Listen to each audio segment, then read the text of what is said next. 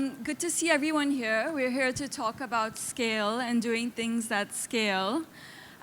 Tomas has successfully founded 3 startups in the last 6 years.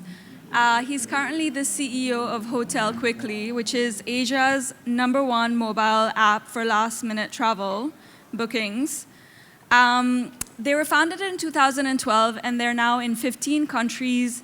They have 200 destinations and 6,000 curated hotels on the app. So I feel like if we're going to talk about scaling, we've got someone really great in the room. What do you guys think? Yes? Yeah. I hope so. So I wanted to start off the discussion actually defining what it means to scale, because it's obviously very different to scale if you're an e-commerce site, if you're a social messaging app, versus if you're just a brick-and-mortar business. And you guys launched at scale, right? You launched in 6 countries straight off the bat. So how did you define that? How did you think about what is scale to you?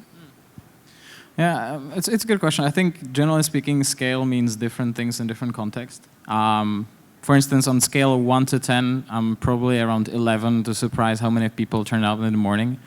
Right after the party yesterday, so it's quite full. Thanks for that. I think within the context of the startups, scale is equivalent to growth. So when we are asking the questions, okay, how do you scale? I know how do you think about scale? Very frequently, we basically think about this. Okay, how fast are you growing, right? So how fast are you growing while maintaining the presumption of the business model same or fixed or controllable?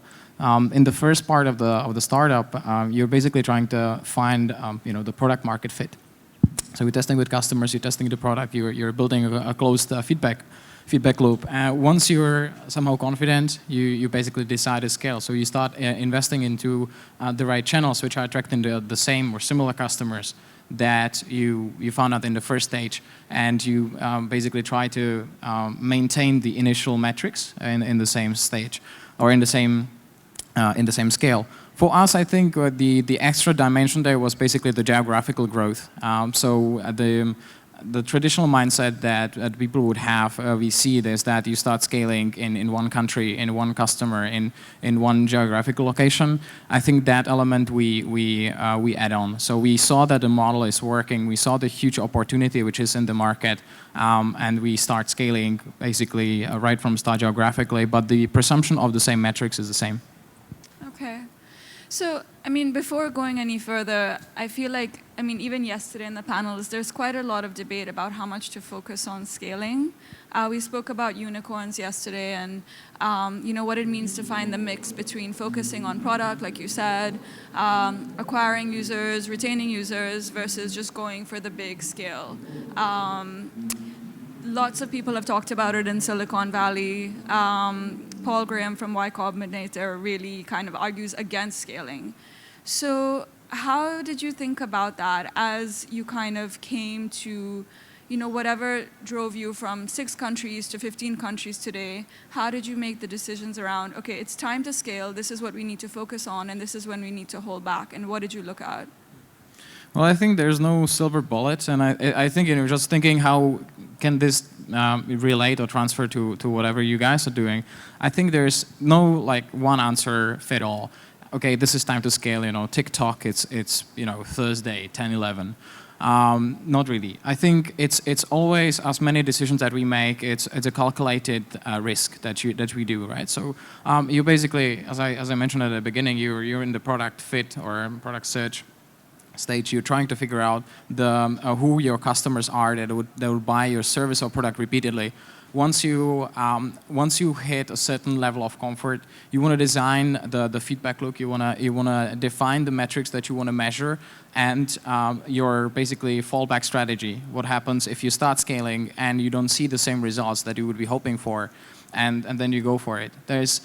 I don't think that anybody would argue that once you have customers that are willing to pay, you should not scale. Startup is not the end game. Startup is a first stage where you try to find out, who is the customer that's willing to pay for me, for my service, and then go and become basically a company, established company or whatever definition we put on this that has a defined base of repeated customers. Okay. So it sounds like you launched in the market, you didn't have any issues with users and growth. You were clearly getting hotels to sign on very quickly. There wasn't any competition holding you guys back. So were most of the challenges internal? Was it operational? Was it management? As you kind of got to the next level, what was really what you had to deal with as you made those choices? Well, I mean, what you described is wishful thinking for me, right? I mean, it's that the fact that we launch and there is no competition, no players, no pressure. It's definitely not the case. The immediate moment when we were launching, even before, we saw a lot of pressure beyond even the limits of moral or legality from some of the big players. We saw a lot of, basically challenges that we have to face with. But these are all somehow manageable challenges that you overcome in different stages. I think the big differences with scaling that we saw, probably I would highlight a couple. I think the number one challenge that we see is team alignment, which is basically looking into ensuring that all your team is purpose-driven and follows goals, right? Which is great buzzwords. What it really means is everybody in the team sees where you're heading. Now we have team in 9 countries. The alignment is absolutely essential.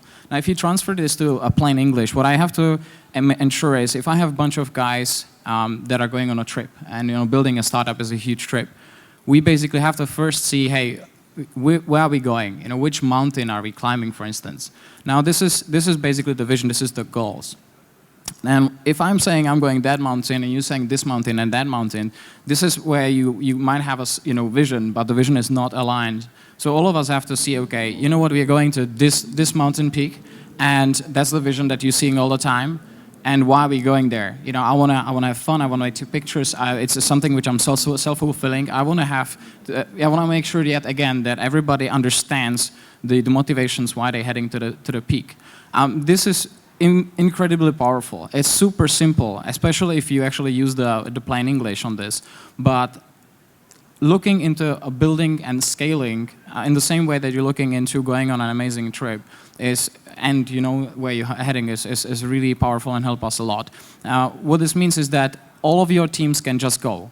9 countries, all the different nationalities and different people by the backgrounds, all the diversity that you want and that you need, all of those are heading towards the same peak. If you hit, a certain barriers, if you're under fire from competition, if your product is not there, the strong guys can basically lift the weights. The people which are good in an orientation can figure out where you are and head forwards. So you minimize the delegation. So how do you manage that? Like, you're based in Hong Kong, right? You're headquartered in Hong Kong. How are you keeping the vision real across all the different countries all the time? Well, you talk about it first really in a plain English. I think the big challenge that we see, because we have almost, with HotelQuickly, we are hitting almost 100 people at the moment. We scaled really fast. We raised 2 rounds. And you see that one of the challenges that we identified is building a culture and a gap between what I say as team alignment between vision. So say our vision is to become top-of-mind solution for very last-minute booking of hotels in Asia Pacific. That's great. I can imagine everything which is beyond that. But can you and can the rest of the team? Bridging this gap and talking about the vision in a plain English that everybody can imagine and understand. What does it mean top of mind? What's the first thing I'm thinking of when I'm thinking what I'm going to do over the weekend? Right? That sort of conversation you want to have with everybody, and we're constantly talking about this on daily, weekly basis, so that everybody who's joining and all the team that are working on basically building the amazing company, they all see the same peak of the mountain. So culture is a big part of it. Yeah, culture is another really important thing, but I think this is just aligning of where we're heading. Culture is super critical. I've seen some huge companies also within our vertical which were really successful on scaling really fast. But at the end of the day, the culture is what holds the company in the long run. This is something that I see many companies avoid or somehow not really pay that much attention. And in the beginning, it doesn't really matter. You guys all fit in one bus or one taxi or whatever. You just talk to each other. The culture is what you're doing, and everybody sees that.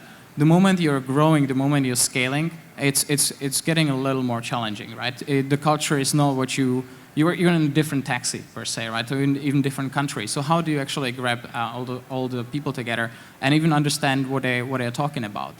I think for us in this case, what's really important is beyond understanding the culture is actually having a really clear organizational structure within the scaling, where you have clear reports and clear reporting lines, while actually maintaining a certain level of flexibility. So for us, as I said, with HotelQuickly, we have offices in 9 countries. What really helps is that we have 5 founders, which is quite a bit, right? It's not 1 or 2 or 3.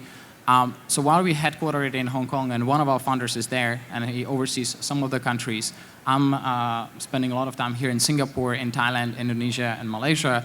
My other founder is on Australia, New Zealand, down south. The other founders are in the other parts of the region where we are. And we basically ask the questions and bridge the teams. But there are clear reporting lines that I know that, out of the 100 employees that we're talking about, I have a clear one person that I'm talking to, clear reporting line within that. So beyond the, basically defining the culture and vision, you have a clear roadmap for the team. Second thing I think that's really important as we scale is clear performance evaluation. This is again something which is easily done at the early stage. So if you have a team of 20, it's a completely different when you have a team of 100. Yeah, you know when someone's doing well or not. Yeah. I think if you're in one office under one roof and you see, okay, this guy came in at 9 and he delivers, is a different story when you start scaling. And this is where you can really move the needle, where you have transparency about performance. So we're doing like 360 feedback evaluations. We're doing regular reviews. We work with OKRs, which I'm sure many of you are familiar with. We all look a lot closer even how the dev team is basically working, and across all the departments we look into the right metrics to evaluate the performance. But I think actually some thing that we learned a lot is as you scale, you tend to grow really fast. Transferring the knowledge and then enabling people to start right from a start. Right? So basically start working and producing really fast is a challenge. And you can see this, right? If you look into the large corporations, which tend not to go that fast, the first thing is, I have a first month training or a first month, a couple of weeks onboarding. This for us is completely unacceptable. Like if you're on board, I want you to produce ideally the next day. So standardize onboarding and then ensuring that everybody knows what kind of tools you use, what is the culture actually about, what are the goals, what is the team structure, and standardizing this across the company helped us a lot. What about like bottom-up feedback? Is that also something you're looking at to keep your management team focused and keeping employees happy? 100%. I think this is again, I think the challenge that we see within scaling fast is the balance between flexibility and having an idea how the end game looks like and how the structure is, right? So I think actually standardizing feedback and building a similar feedback loop that you built with the customers and understanding, okay, is this the product that you want? Is this feature that you want? Is this the benefit that you want? And actually looking into the same through the same lens to the customers, team members. Is my team happy? What is it that you really want? Why do you want to climb the mountain? Right? Why are you on board? What is it that you ultimately want to do? And what is it that makes you happy? We find that many people, and this is not that much surprising, but many people are joining us not for the money. We see that our competitors are coming in with big pockets, and they offer multiple of salaries, and many of our team members would say, no, I'm here because of that mountain, and that's why I'm climbing. I love to shake up the industry. I love to enable people to travel spontaneously, and that helps a lot. Okay, cool. So thank you. Very interesting. It's the other side of the coin, right? Not just scaling with users, but really looking internally and like getting your hands dirty day to day. So hopefully we've all learned something here. Thanks, Tomas. Sure.